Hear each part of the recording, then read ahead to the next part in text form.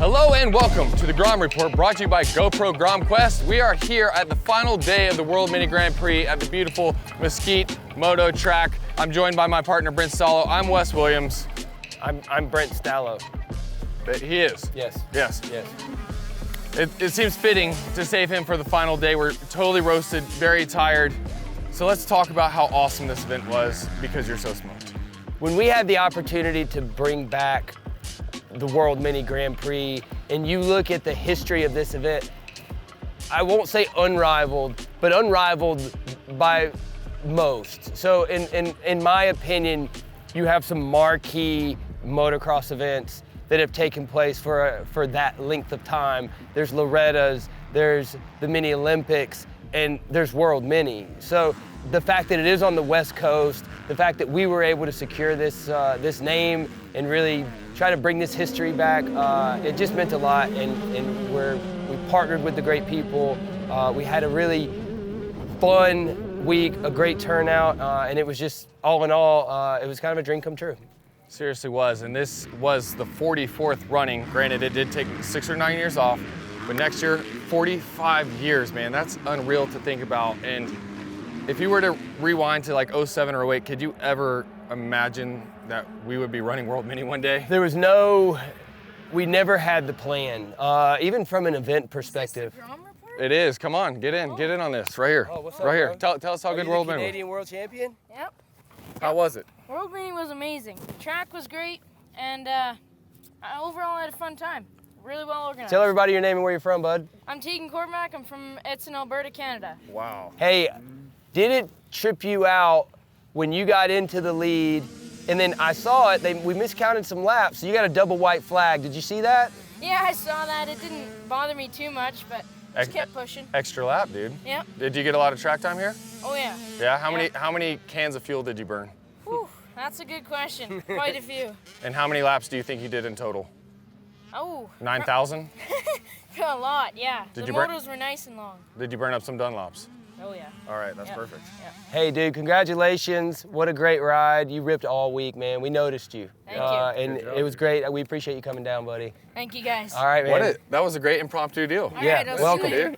Dude. Our resident Canadian pulled in another resident Canadian who's also a world champion now, and congratulate him. He's a good up-and-coming kid. So you mentioned partnering with the great people of RMX Series here, Gary Brow and his family. I will say this race went off without a hitch. We had a schedule, and not once did we get off schedule, and the last moto just ran, and this track is still moist and rideable and epic.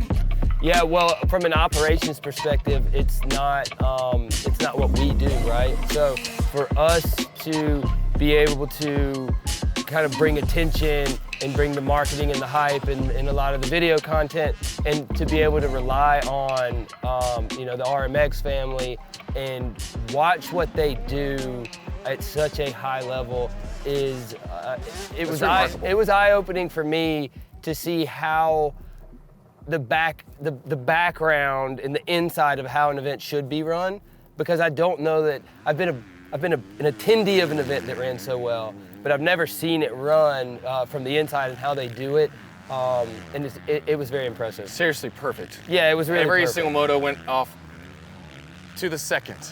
Every day started on the right second. Every day ended perfect. Can't say enough great things about them. And speaking of a lot of riding, let's get to the highlights here for the last 2 days of the World Mini, because there are a lot of them. All right, Wes, thank you. This is Moto 1 50cc 4 to 8. The gate was down and these kids were ripping immediately. Dakota Lee with the whole shot. Short-lived, however, because here comes Huxley Nolan. Take it away, Wes. Looks like our man there, Dakota Lee, would go down and take Jet Rao with him, who was a really fast kid in this class. Huxley Nolan decided to start cruising out front with Tanner Lind and Landon Corbin in tow. These kids were trading paint back and forth, swapping lines. You can see they're inside, outside of each other all day long. You had Jet Rao trying to make up time the entire moto, but it wasn't enough on this day. Great moto. Yeah, he would come back to fourth. Huxley Nolan, all the way from Australia, he would take that win. I say we send it down and see what he thinks. That was crazy in the first corner, huh? Yeah. Tell me about it. I just didn't know where to go. Moving on to the 85cc 12 to 14, and it was the Grayson Townsend show from beginning to end. This kid grabbed the whole shot and never looked back. In tow, though, he did have Brady Landon as well as Dagan Redden, who ended up third on that moto. Like, Townsend was absolutely flying the entire day, and you can check out this soil early in the morning. The ruts were already developing. At this point, he already had 5 qualifying moto victories and 2 moto victories to his credit. By the time the checkered flag flew for this race, he had collected his 3rd of his many motos wins. To his credit, the kid was absolutely unstoppable to this point. Next up is the 125C class. These guys are on 125cc's, as the name suggests. Ethan Webb with the whole shot and Jake Bullard there in second. Listen to these guys go up the hill. And after that, we head down to the Las Vegas Sand Strip. In the 125C class, we're gonna also call this Head Shake Alley. So many battles in this class, and it's pretty rad to see these C-class riders come and really put their skills to the test in such long motos. Ethan Webb, though, taking the moto win. 85cc 9 to 11. Right off the hop, Parker Hatt was on the gas in a big way. He was followed closely by Weston Gerhardt, and he's got the leg up because the ruts were so deep. Even this early in the day, you can see they're wearing some hoodies trying to stay warm. These two were tooth and nail, and you know what? Hatt was on the gas, but Gerhardt was keeping him very honest the entire moto. There you got our resident Viking, none other than Crew Osgathorpe. He's on the gas, and then your eventual 3rd place finisher, Calvin Roberts. He's on the gas aboard his KTM. But you know what? Nobody had an answer for this kid right here. Oh, Canada for Parker Hatt with the victory, and yeah, all the bragging rights that come along with it. Let's take a look at the 65cc 8 to 10 class. What's cool about World Mini is we have some very different and unique age groups. Why? Because who cares? We make the rules. Anyways, yeah, we see Jaden Smart take the whole shot in this one like he did many other times. We're gonna start calling this guy Little RC because just look at his style. It's absolutely unreal. Scrubbing jumps like it's nothing on a 65, but he would go down, tip over. Parker Hatt would then take the lead. Jaden Smart would be in 3rd, so he had his work cut out for him. Parker Hatt would do everything he could to keep Smart at bay. Race Matson in 2nd, but Little RC was on a mission, and there we see the pass for 2nd. Up the hill, down the hill, through all these ruts, JS4 would take the lead past Hatt. And then, yeah, for all you slow-mo geeks, there's a sick whip shot on a 65. Let's see what Jaden has to say. I just hit a line that wasn't as big of a rut and just clutched it too hard and slid out, got up, trudged to the front.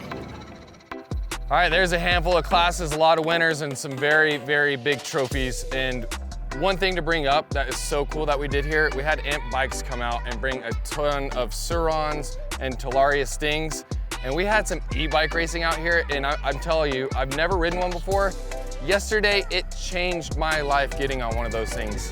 I think I had ridden these. I had never seen a roughly a 30-man gate drop that was silent, you know, which with horns. Yeah. We're moto guys, so we still like our our sound. But when Jake Weimer said, "What are those?"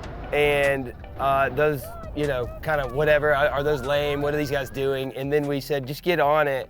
And the reaction from him and Jared Brown coming off the track was just all time. Yeah. So I think that's something, we'll take the history of this event, we'll continue to mold it a little bit into some things we want to do.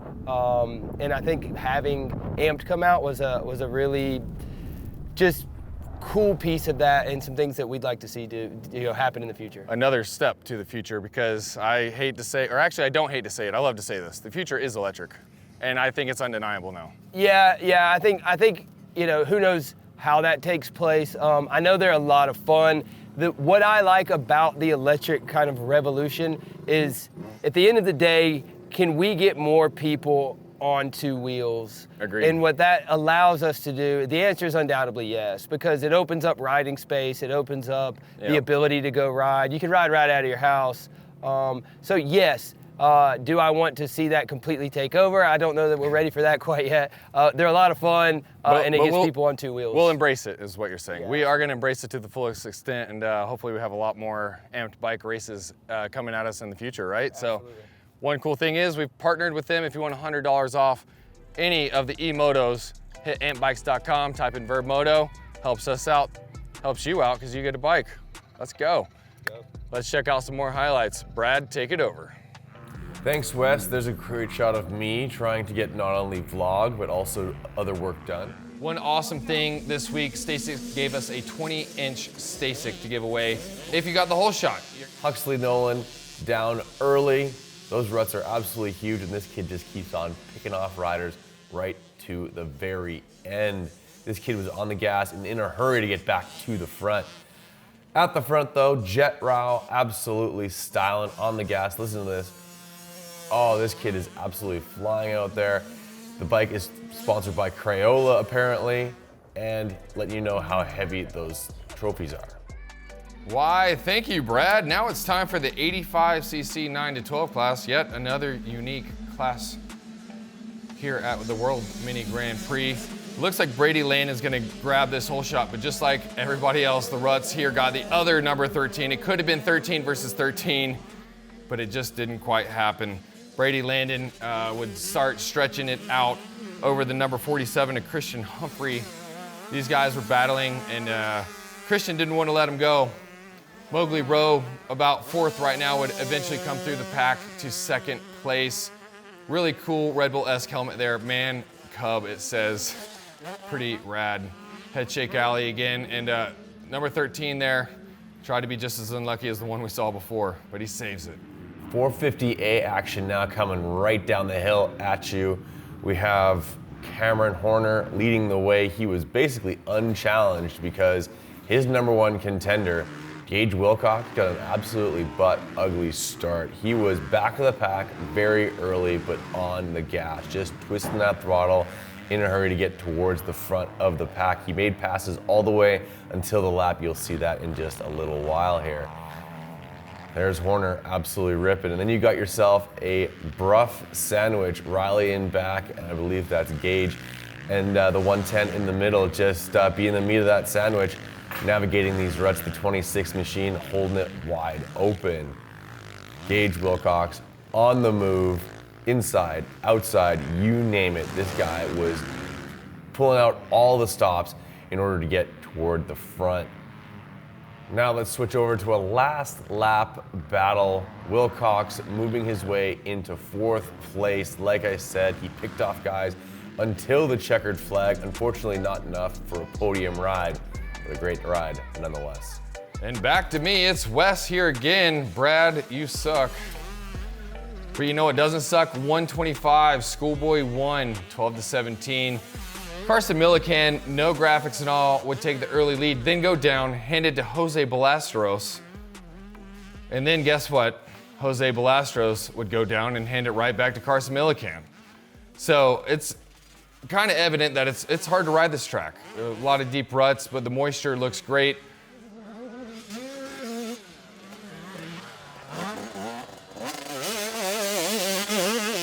Wow, almost going down in that corner there. Like I said, the ruts are deep.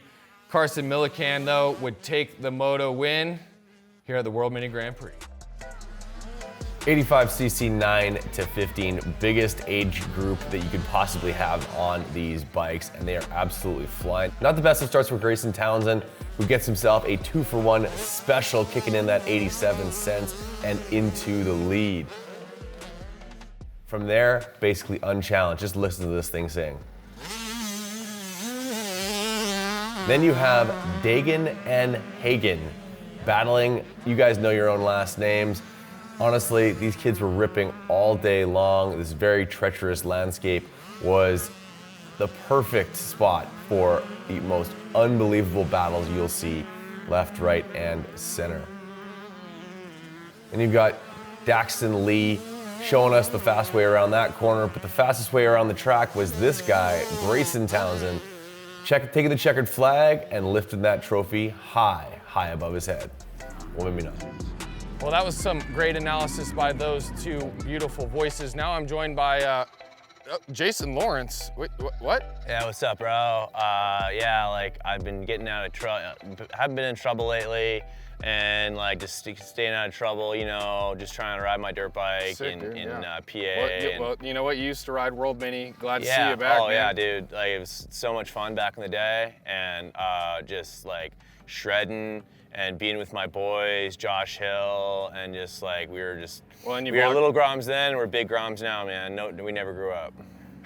So, wait, I think, oh wait, it's actually Brad. I'm gonna be honest with you guys. I'm not Jason Lawrence. But he was today on the vlog, so go ahead and check that out. So Brad, all the way from really Canada. Hard to be him, but I'm not. Brad, all the way from Canada. This is your first ever week-long national, amateur at that. What was your experience like, man? You bet your bottom dollar, my friend. This is the first time that I've been to a huge American amateur event and everything went off without a hitch. The track was absolutely phenomenal. The vibe was high the entire time. People were smiling and making memories nonstop. I really enjoyed myself, and I hope a lot of other people did too. I went around today kind of getting a feel for things, and sounds like everyone who's here this year is gonna be back next year, which means parking is gonna be a problem. Well, hey, you're a rider and a pretty fast one at that. Appreciate it. Is this a track that you feel like you'd want to ride? An event that you would want to ride? Absolutely. I already was talking to Brent while you guys were doing the highlights, and I think next year I'm throwing the KTM in the back of the truck, making the 25-hour drive down like many other Canadians did. And yeah, like it's way too much fun. And yeah, if I'm vlogging most of the day, I'm sure I could probably throw a GoPro on the helmet and show you guys a fast way around this place. That's what's up. First time vlogger, first time amateur event. I'm glad to have you, man. Just pull the Band-Aid off all in one swoop. Under the watchful eye of you guys, the whole Vurb crew has been so welcoming and giving me a few tips, and then just turned me loose. Yeah. And here we are. Well, the great news is the Grom Report from World Mini might be done and dusted, but this is something that we're now going to continue into the future, highlighting amateurs thanks to our great friends at GoPro and their Grom Quest. They brought this podcast to life for us, and I think with me and you, we're going to be like best of friends, my friend. Man. Absolutely. Jason Lawrence, everybody. We'll see you next time here on the GoPro Grom Report. Thanks for watching.